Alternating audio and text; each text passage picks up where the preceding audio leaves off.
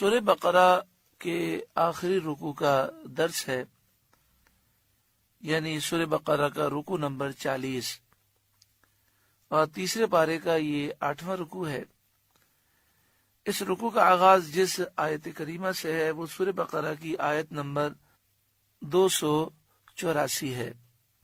اس رکوع میں 3 آیتیں ہیں۔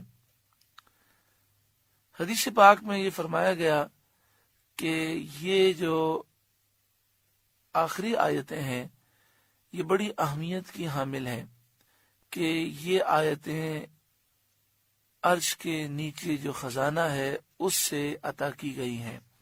تفسیر خزائن العرفان میں لکھا کہ طبرانی اور بیہقی نے حضرت عبداللہ بن عمر رضی اللہ تعالی عنہما سے روایت کی کہ حضور علیہ الصلاۃ والسلام نے فرمایا، میت کو دفن کر کے قبر کے سرہانے سورہ بقرہ کے اول کی آیتیں اور پاؤں کی طرف آخر کی آیتیں پڑھو۔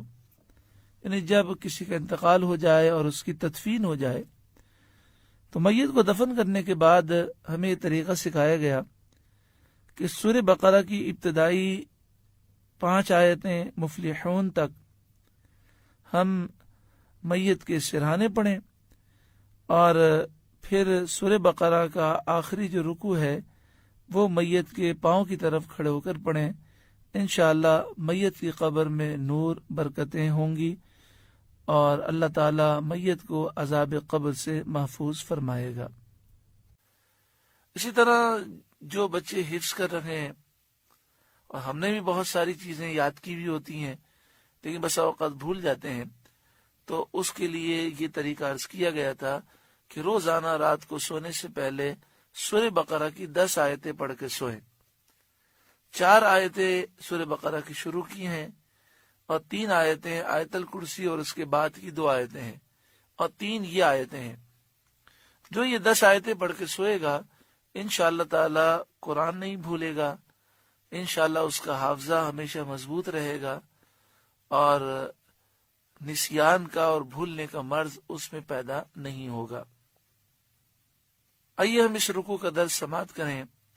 للہ ما فی السماوات، اللہ ہی کا ہے جو کچھ آسمانوں میں ہے، وما فی الارض، اور جو کچھ زمین میں ہے وہ سب اللہ ہی کا ہے۔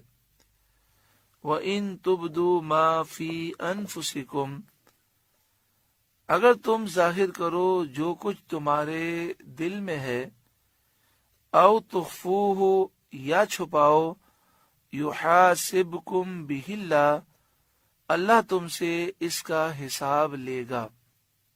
یہاں پر اس مسئلے کو سمجھ لیجئے کہ انسان کے دل میں 2 طرح کے خیالات آتے ہیں۔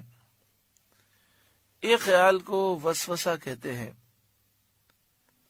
وسوسے کی تعریف یہ ہے کہ انسان اس خیال کو برا سمجھتا ہے،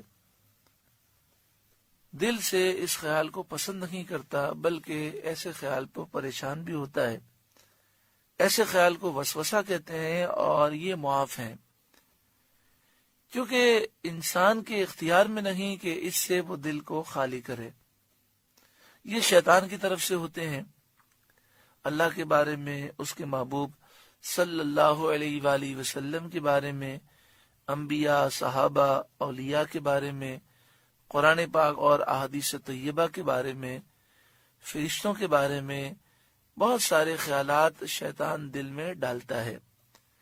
تو بڑی توجہ سے اس بات کو سمجھ لیں کہ اس پر کوئی گرفت نہیں ہے اور اس پر پریشان آپ نہ ہوں۔ یعنی اس لحاظ سے تو ہم پریشان ہوتے ہیں کہ اس خیال کو ہم پسند نہیں کرتے، لیکن بعض لوگ اس لحاظ سے پریشان ہو جاتے ہیں کہ اب میرے ایمان کا کیا ہوگا، پھر نمازیں چھوڑ دیتے ہیں۔ ہم نے پوچھا آپ نے نماز کیوں چھوڑ دی؟ تو وہ کہتے ہیں نماز پڑھتے ہیں تو وسوسے بہت آتے ہیں، قرآن کی تلاوت کرتے ہیں تو وسوسے بہت پریشان کرتے ہیں۔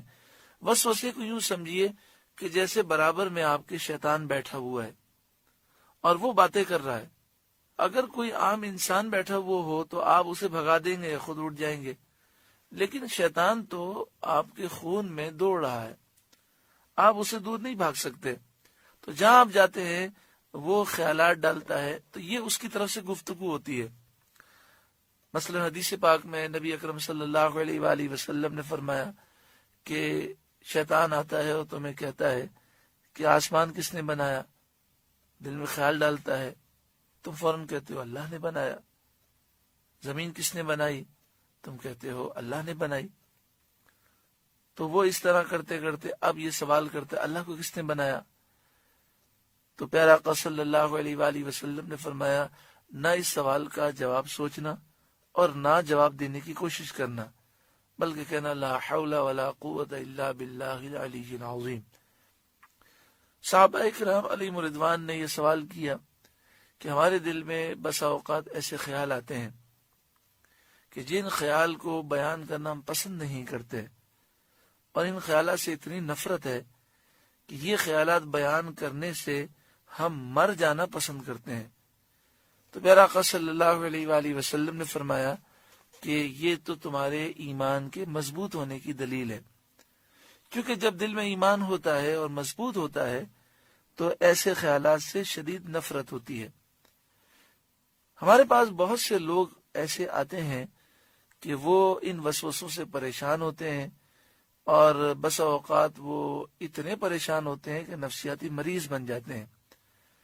اگر وہ اس تقریر کو غور سے سن لیں اور سمجھ لیں تو انشاءاللہ تعالی یہ پریشانی دور ہو جائے گی کہ وسوسوں پر گرفت اللہ تعالی نے ہماری نہیں فرمائی، ہمیں معاف کر دیے گئے وسوسے، اور وسوسے آنے سے ایمان کمزور ہونے کی دلیل نہیں، بلکہ وسوسے آنا یہ ایمان کے مضبوط ہونے کی دلیل ہے کہ ہمیں جب اس سے نفرت ہے اور یہ خیالات ہمیں پریشان کرتے ہیں، اس کا مطلب ہمارے دل میں ایمان مضبوط موجود ہے۔ لہذا اس پر بالکل پریشان نہیں ہونا چاہیے،